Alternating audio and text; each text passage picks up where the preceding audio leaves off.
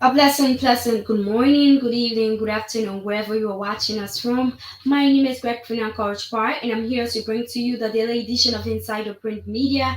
This is a platform where we bring innovation to broadcasting and we bring to you information relating to our country, Liberia, and the world at large. This morning, we have varieties of newspapers in studio. We have the Front Page African newspaper, we have the Inquirer newspaper, we have the New Dawn newspaper, and the Daily Observer newspaper. So, moving forward, we will be bringing to you the headlines and the news in details from our news sources, that is, the Daily Observer newspaper, the Front Page African newspaper, the New Dawn newspaper, and the Inquirer newspaper. Kindly stick and stay with me as I will be right back shortly with the information.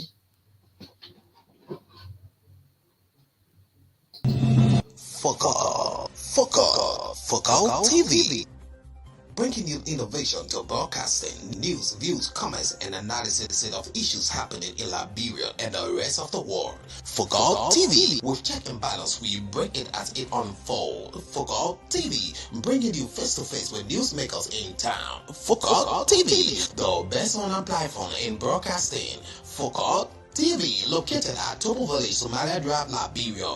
Be the part and experience the best in online broadcasting. Keep focal.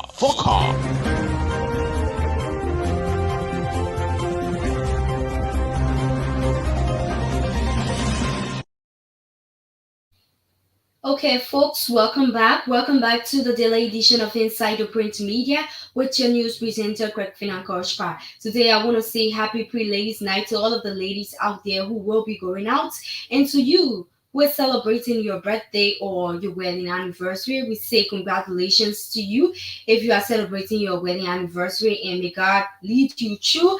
If you are celebrating your birthday, we say happy birthday to you. If you are graduating today, you are out of the walls of high school, we say congratulations, thumbs up.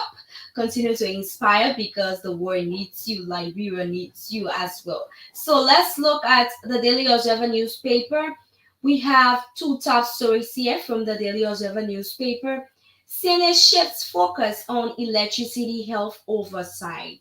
Senate shifts focus on electricity health oversight. Liberia quest for UNSC seat on course. This is from the Daily Observer newspaper, and of course, we run quickly to the Front Page African newspaper. Raising a rare flag. Raising a rare flag. This is from the Front Page African newspaper. Head of Gender Ministries Budget Committee resigns, citing Deputy Minister Cooper alleged illegal financial transaction ministrates. This is from the Front Page African newspaper. And of course, we have another interesting top story. Former Liberian representative to UN Sarah Safan Fanye turns down President Bouacar offer after being recalled. Former Liberian representative to UN Sarah Safan Fanye turns down President Bouacar's offer after being recalled. This is from the Front Page African newspaper, and of course, we move now to the New Dawn newspaper. Motor accident kills. Motor accident kills one. This is from the Daily Observer newspaper. Sorry, the New Dawn newspaper. It says motor accident kills one. Bouacar demands concrete action at World Food Forum. Bouacar demands concrete action at World Food Forum. This is also from the New Dawn newspaper. Lastly, we have the Inquirer newspaper. VP Kuhn affirms commitment to girls' empowerment globally. VP Kuhn affirms commitment to girls' empowerment globally. This is from the Inquirer newspaper. And of course, we have another interesting story here. 76 women benefit from Sally UN Women Training. 76 women benefit from Sally UN Women Training. This is how we take a short break, folks. When we get back, we continue with our news presentation for today. And our first source is the Daily Observer newspaper. Kindly stick and stay with me as I will be right back shortly. Focal TV. Bringing you innovation to broadcasting, news, views, comments, and analysis of issues happening in Liberia and the rest of the world. Focal TV, with check and balance, we bring it as it unfolds. Focal TV, bringing you face to face with newsmakers in town. Focal TV, the best online platform in broadcasting. Focal TV, located at Topo Village, Somalia Drive, Liberia. Be the part and experience the best in online broadcasting. Keep Focal.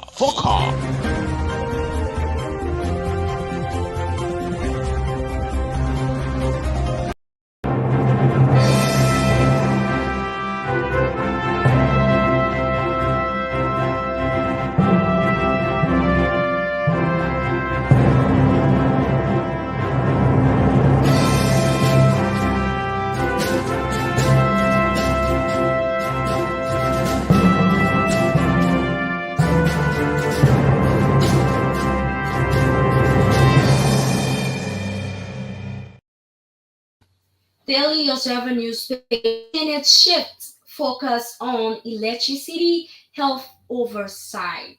The Senate reconvened on Tuesday, October 15, for the 37th day of regular sitting of the 55th legislature following its second break, outlining a robust, comprehensive plan to address various issues impacting sectors such as electricity and health, particularly focusing on the operations of JFK Medical Center and other referral hospitals. Tuesday's session, presided over by Senate Pro Tempore Yomli Kanga Lawrence, highlighted key sectors that the Senate intends to prioritize during this last quarter of 2024. Additionally, emphasis was placed on the education sector with plans to prioritize programs such as the inclusion of volunteers approved by the Senate. Pro Tempore Kanga Lawrence, the vision bearer of the plan, said during her opening remarks, she also highlighted the vision behind this plan and expressed involving plenary engagements. She indicated that the body must focus on specific sectors in the government's development agenda that will have a greater impact on the lives of the millions of ordinary Liberians. Recounting immediate past success, the Senate pro tempore noted that during the previous sitting, the Senate achieved the passage of 13 legislations, including ratifications, amendments, and enactments. Notably, the Senate has confirmed a total of 950 government officials since January 2024, including an justice of the Supreme Court of Liberia. Ratification Act and ongoing initiatives were discussed at the session, focusing on various loan and financing agreements crucial for Liberia's development. Efforts have been made to address staffing issues at the central administration with plans to secure funding for the retirement of eligible staff. This is how we move quickly to another top headlines here under the Daily Observer newspaper. Another top story here. Liberia's quest for UNSC seat on course. Liberia quest for UNSC seat on course. This is from the Daily Observer newspaper. Liberia quest for UNSC seat on course. Liberia campaign for a seat on the United Nations Security Council UNSC is on an unstoppable path and irreversible course, according to the Deputy Minister for International Cooperation and Economic Integration, Dr. Abraham Year.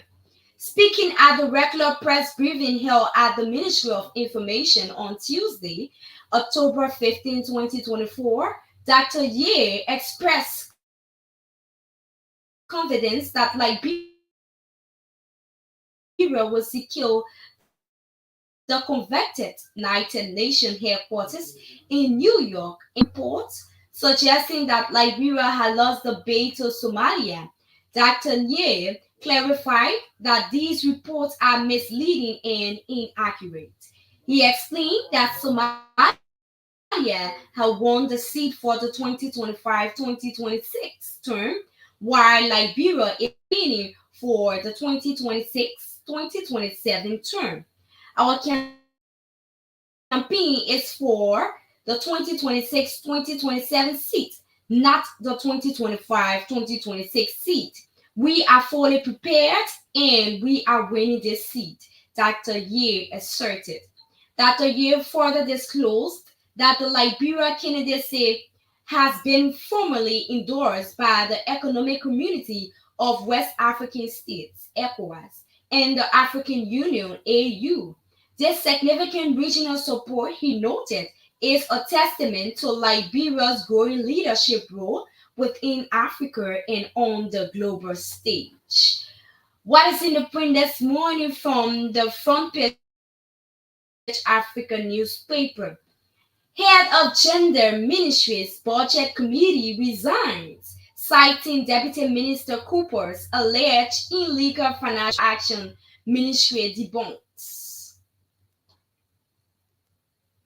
A communication obtained by the Front Page Africa reveals a troubling turn of events marked by the resignation of Attorney Emmett Key, head of the Budget Committee at the Ministry of Gender, Children and Social Protection. Attorney Key resigned, citing rampant corruption and mismanagement within the ministry.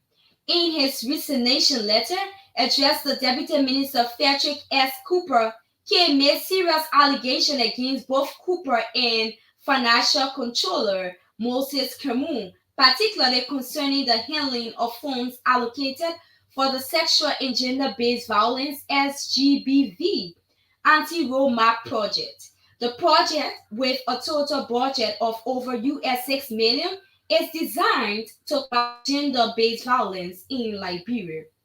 Anthony Key's letter claims that the questionable financial transactions were approved by Deputy Minister Cooper without proper oversight, leading to the misallocation of funds meant for various implementing agencies. He specifically pointed to Cooper's own unilateral handling of financial matters despite Key's repeated advice as head of the Budget Committee. Based on the way you have unilaterally handled this matter, ignoring my advice and approving questionable and illegal financial transactions, I hereby tender my resignation, Key stated in his communication. The resignation letter also outlined a series of events that Key argues demonstrate a blatant disregard for financial regulations and transparency. How to change the light bulb before 2029. How to change the light bulb before 2029. Front page Africa newspaper. How to change the light bulb before 2029. When you employ someone for a definite and indefinite period, you can still dismiss them for cause under our labor laws. Non-performance at this rate. If the person breaches the terms and conditions of the contract. As citizens, when we elect our leaders based on the promise they make to us, we have entered into a social contract with them. When they break their promises, they have breached that contract, and we can therefore terminate the contract. This is from the Front Page African newspaper, Mariah Kula and Senator Darrell Dillon. How to change the light bulb before 2029. We move quickly to the New Dawn newspaper. Of course, LNBA to partner with Supreme Court on rule of law. LNBA to partner with Supreme Court on rule of law. This is from to read this morning. Thanks for joining us. You can make use of the comment section this morning as we continue to bring to you this information relating to our country, Liberia, and the war at large. Break. When we get back, we continue our news presentation from the New Dawn newspaper. Please stick and stay with me. My name is Greg Financourage Bar, and I'll be right back shortly.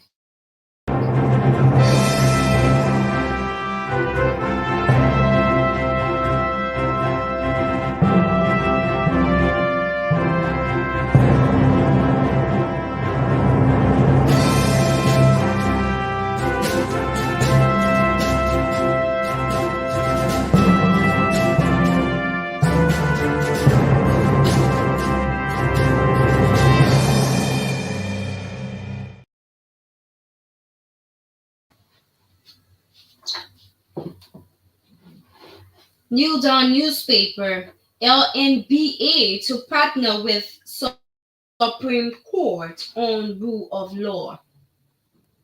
The LNBA says the failure to adhere to the Financial Autonomy Act of 2006 has led to the allocation of a low budget for the judiciary.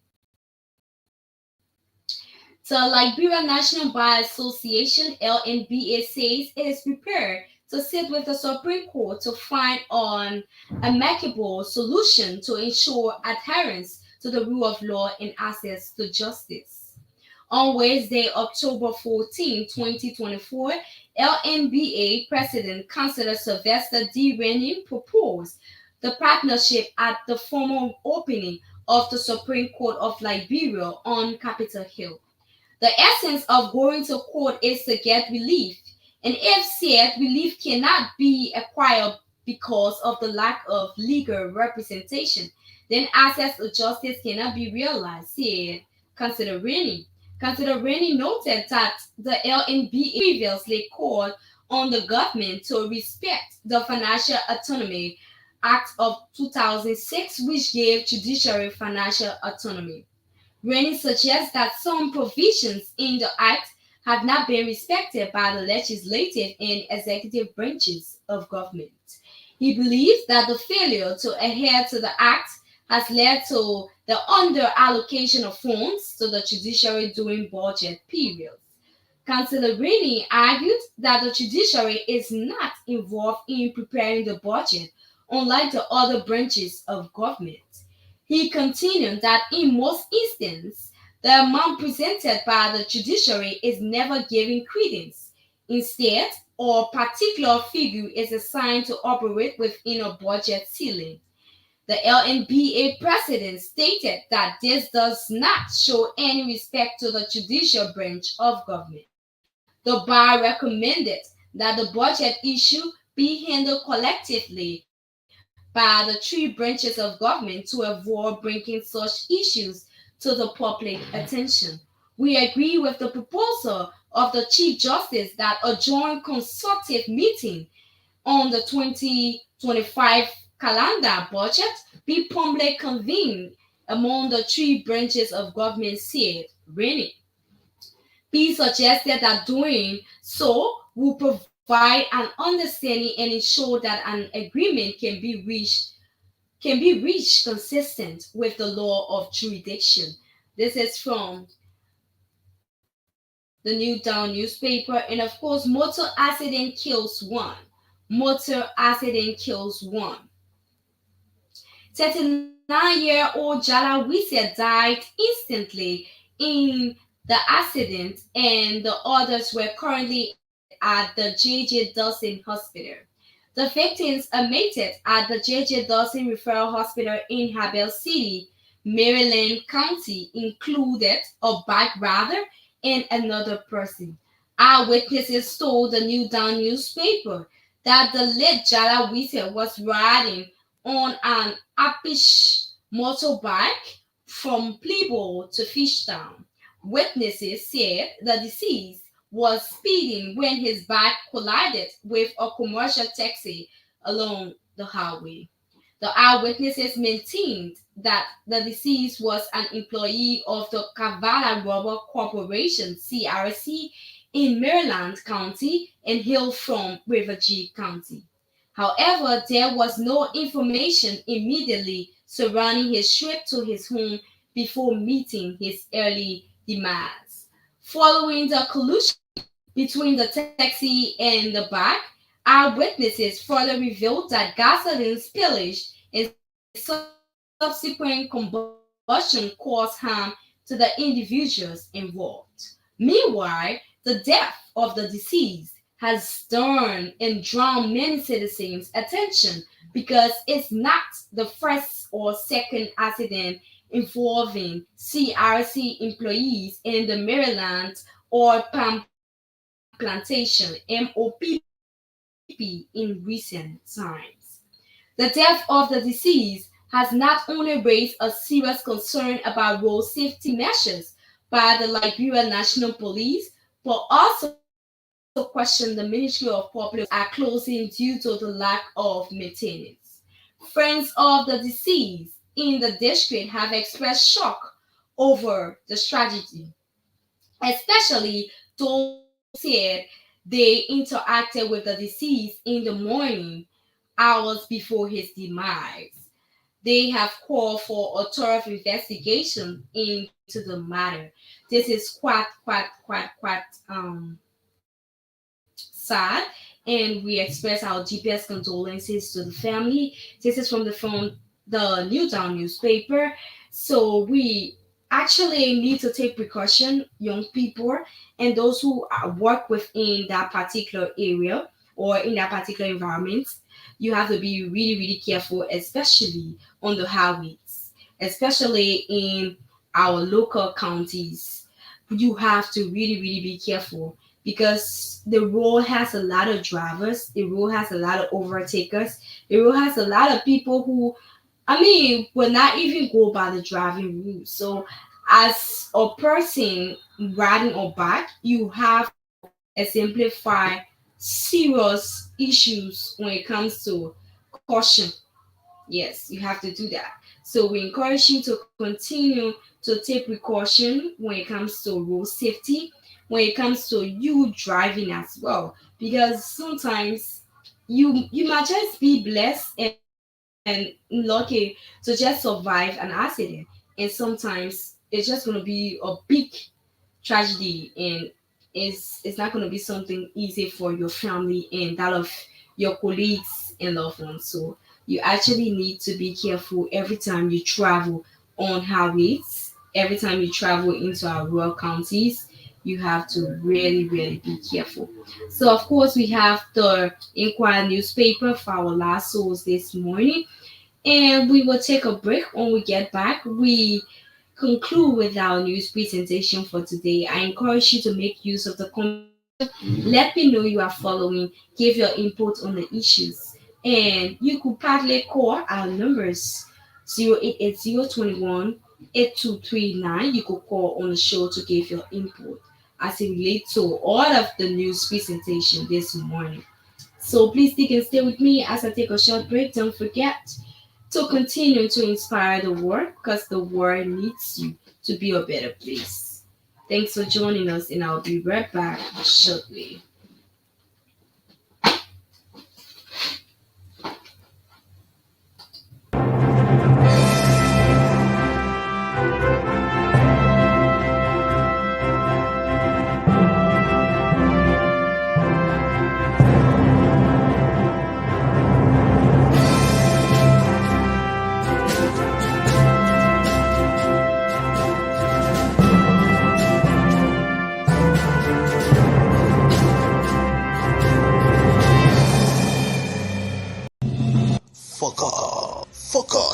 Focal TV, bringing you innovation to broadcasting, news, views, comments, and analysis of issues happening in Liberia and the rest of the world. Focal TV, with check and balance, we break it as it unfolds. Focal TV, bringing you face to face with newsmakers in town. Focal TV, the best online platform in broadcasting. Focal TV, located at Topo Village, Somalia Drive, Liberia. Be the part and experience the best in online broadcasting. Keep focused.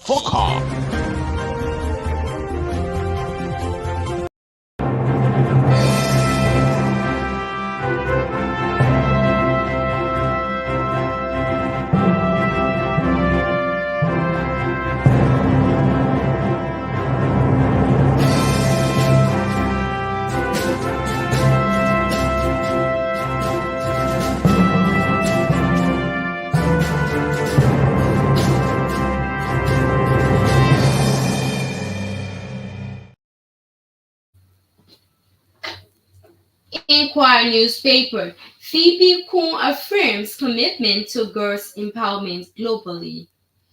Vice President Jeremiah Kuhn has expressed strong support for empowering girls in line with the 2024 theme for the International Day of the Girl Child, Girls' Vision for the Future.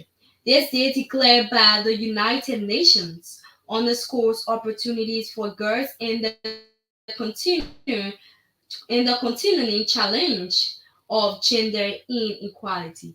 Phoebe Kuhn, a father of 4 daughters, stressed the significance of empowering young women to strive,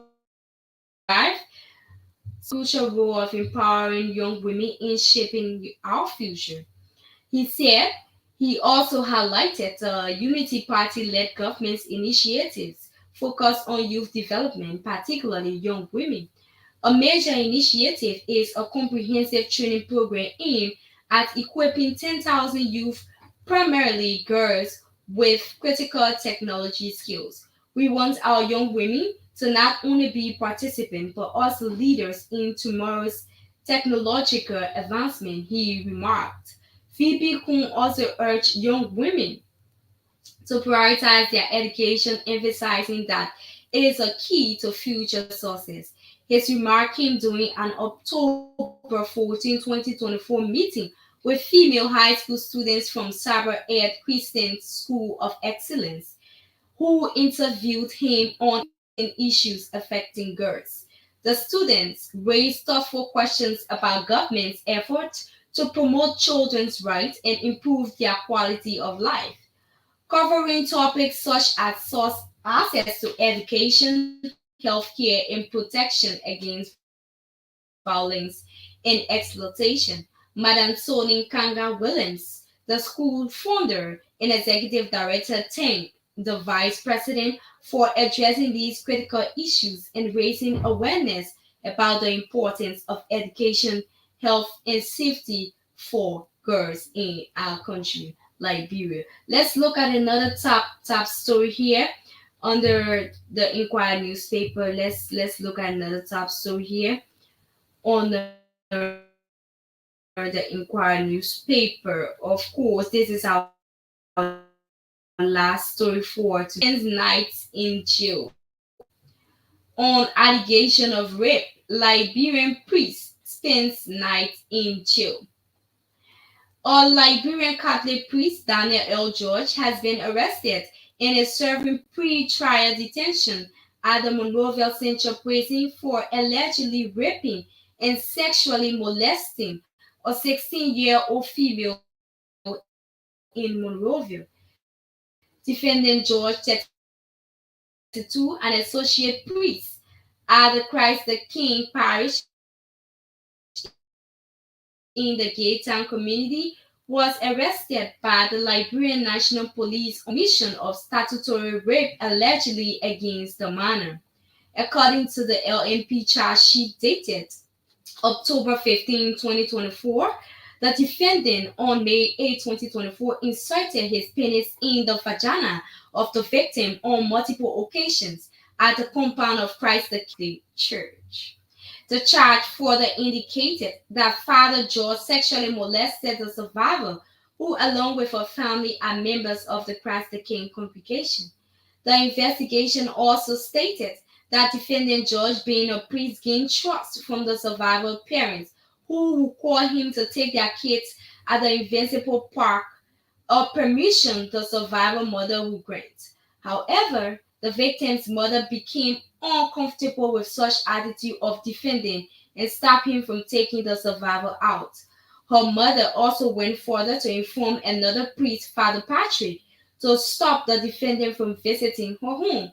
Also, the survivor, in an interview with the LNP, averred that during the morning of May 2024, while at the church, Christ the King Catholic Church, the defendant told her that he has some pictures for her at his house. He asked her to follow him to pick them up, but she told him that she needed to see her mother quickly. However, he insisted and convinced her that she wouldn't stay long at his house. The survivor added that she went at his residence and sat in the living room while he was in the bedroom. Suddenly, he asked her to enter the room and help him find the pictures, which she did. Immediately as I entered his room, he pushed me in and I fell on the bed. He undressed me and had sexual intercourse with me. Also, in the month of June 2024, defendant George entered the compound of my residence, but I asked him to leave, but he refused and began to threaten me, she recounted. According to her, he threatened to kill her mother, citing that he had assigned people at her mother's office to kill her. Therefore, if she refuses to have sex with him, her mother will be killed. This is how he forcefully had sexual intercourse with me in my mother's living room and repeated the threat before leaving. Because of that, I stayed away from church for 3 months. On Sunday, October 6, 2024, I went to church because my mother insisted. My mother asked another lady, Jessica, to accompany me at the church. The child explained. The LNP further narrated that as the survivor got to the church, she avoided making contact with him, but he kept on calling her until the lady Jessica took notice and informed her that the defendant was calling her. But she refused to go to him and afterward left service and returned home. On Wednesday, October 8, 2024, during the afternoon's hour, defendant George at my parents' residence after forcing himself to enter the fence.